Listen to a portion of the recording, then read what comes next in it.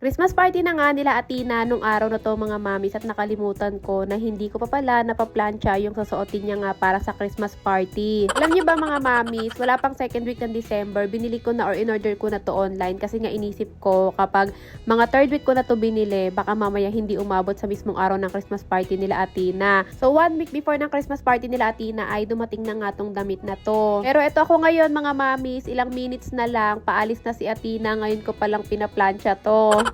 Meron din kasi akong sakit mga mamis na kakamamaya-maya ko hanggang umabot na lang kung kailan yung araw na gagamitin yung damit, dun ko pa lang siya kaasikasuhin. So swerte ng mga mamis, nakapaghilamos na, nakapag-toothbrush na, at nakapag-almusal na, ito na lang talaga inaantay niya yung damit na susuotin niya. 7 AM ang Christmas party nila, pero nung mga oras na to ay 6:38 AM na. Kung napansin nyo, talagang aligaga ako sa pagpaplansya ng damit niya. Ewan ko ba mga mamis, ngayon lang ako nakabili ng damit niya na gagamitin sa Christmas party na kailangan pang plansyahin. Kasi yung mga taon-taon naman na damit na nabibili ko sa kanya, hindi kailangan plansyahin. Nung natapos ko naman ng plansyahin yung damit niya, si Athena ay nagbibisa sa kwarto niya. Sunod ko namang inasikaso, ito namang pang exchange gift niya. O, diba? Pati yung pang regalo niya, ngayon ko pala nga asikasuhin.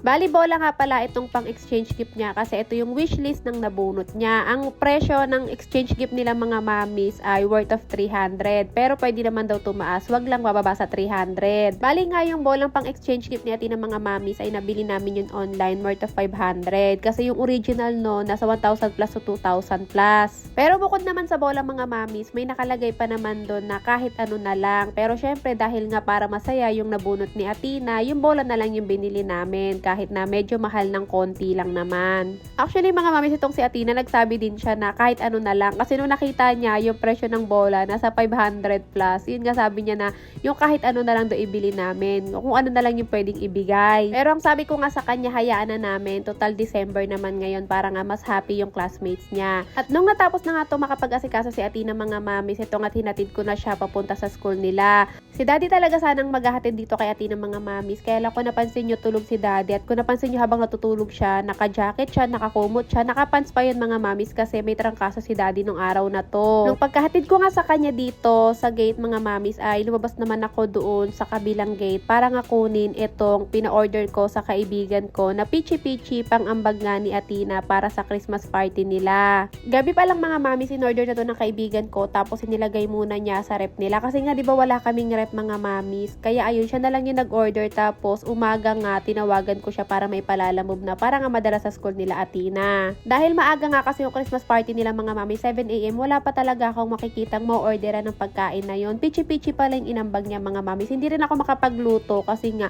hindi rin ako makapagbukas ng ref. Wala akong may istakan nung mga bibilhin kong ingredients. So anyway mga mamis, fast forward tayo. 10 AM na nung mga oras na to at nag-usap-usap nga itong si Athena at mga classmates niya na magkikita-kita or pupunta sila dito sa Kai Mall para nga mag-ikot-ikot at maglaro. Actually, bago pa talaga yung mismo araw nitong Christmas party nila, ay nag-usap-usap na yan sila, nagplano-plano na yan sila. Kaya naman ito, nung natapos na ngayong Christmas party nila, sumugod na sila dito sa Kai Mall para nga maglaro na. So, yung ibang mga classmates nila, mga mamis, ay nag-scooter at saka nagbibilyard. Itong tatlo na to, nag-roller skates. Tingnan nyo, hindi sila marunong. Puro gapang at baldug ang nangyari sa kanila nung araw na yan. Bukod pala sa akin, mga mamis, meron pa din naman ibang kasamang magulang dito. Kasi hindi sila pwedeng maglaro ng walang kasamang adult. At saka hindi rin sila papapasukin sa Kai Mall ng walang kasamang adult. Kaya buti na lang din talaga mga mamis ay sumama ako dahil hindi rin naman din talaga kami papayag ni Daddy na si Ate na lang mag-isa pupunta rito sa Kai Mall kahit kasama niya pa yung mga classmates niya. Pero nung time na to mga mamis, ang ginawa ko, medyo lumalayo-layo na lang ako para nga kahit papano makapag-enjoy si Ate at hindi niya isipin na meron siyang kasamang mami. Nung natapos na nga sila maglaro mga mamis, nag-ice cream lang sila, yung iba nag-arcade pa, pero kami ni Ate na umuwi na kasi napagod na rin si Ate ng mga mamis. Feeling ko napagod siya kakatumba dun sa roller skates kanina. Kaya ayan, siya na rin yung kusang nag-ayang umuwi. Nung pag-uwi naman namin mga mamis, nakatulog kami parehas ng tanghali. Mga bandang hapon naman ang mga oras na to at kagigising ko lang. Nag-aasikaso naman ako dahil ako naman ang may Christmas party. Hindi, joke lang. Nagkayaan din kasi kami ng kaibigan ko na magmo-mall din kami. Pero doon naman kami sa Fairview Terraces. Tapos gusto kasi naming magbike. So habang natutulog pa kasi atin ng mga mamis, ay pinaplansya ko muna itong pants na susuotin ko. Ito yung ginagamit ko lagi na pambahay eh. Ito na lang yung susuotin ko. Kasi nga, dyan lang naman kami sa Fairview Terraces. Malapit lang din naman kami doon. Ayoko na magbihis ng bongga mga mamis kahit mall yun. Kasi nga, magbabike lang naman kami doon. Maglalaro lang din naman kami ng kaibigan ko.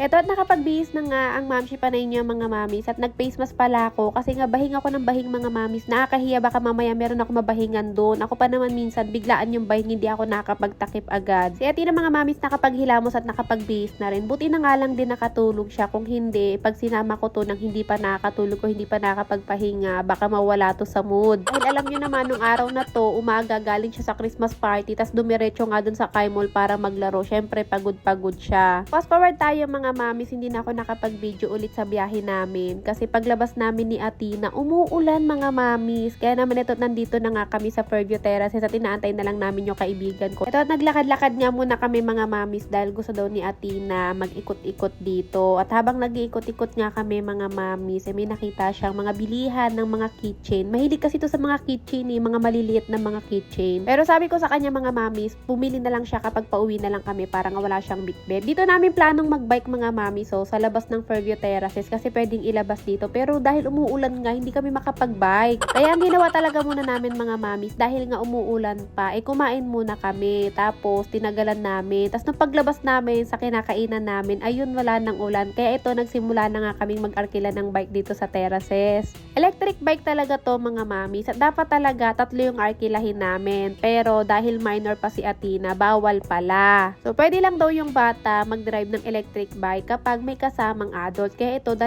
lang yung narkila namin. Tapos, nag-angkas na lang ako dito kay Atina. Nung nakaarkila na kami mga mamis, ito nga't labas na kami dito sa labas ng Fairview Terraces. Hindi naman yung pinakalabas to mga mamis. Sa loob pa rin naman to, sa pinakagitna. And ganito talaga kami mag-banding ng kaibigan ko mga mamis. Ganito yung mga gusto naming banding. Yung nakakapag-bike kami, pero masaya. Kahit wala kaming pagkain, kahit nga puro ganito lang, masaya na kami ng kaibigan ko eh. Nung mga nakaraang linggo mga mamis, galing na din talaga kami dito. Pero hindi kami nakapag-arkila ng bike. Ang ginawa namin, sumakay kami sa mga ganito 100 mga mamis, meron ka 10 token.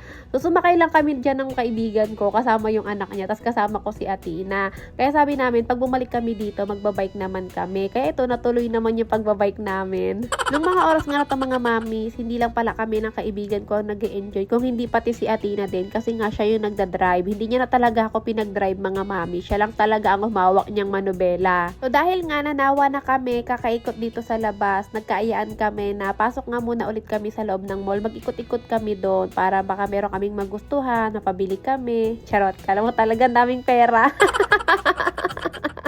Meron din gantong inaarkilang bike sa SM Fairview mga mamis. Naalala nyo na ganito rin kami ng kaibigan ko. Pero mas okay to kasi nga pwedeng yung angkas nakaupo din. Doon kasi sa SM Fairview hindi pwedeng nakaupo yung angkas. Tsaka dapat bata lang din or maliit lang yung angkas. So dahil nga nasa 30s na kami ng kaibigan ko, hindi kami tumagal ng 1 hour dito dahil nahilo na kami kakaikot. Bumaba na ako and hinayaan ko na si Atina mag-enjoy mag-isa dito. Tapos noon umuwi na kami.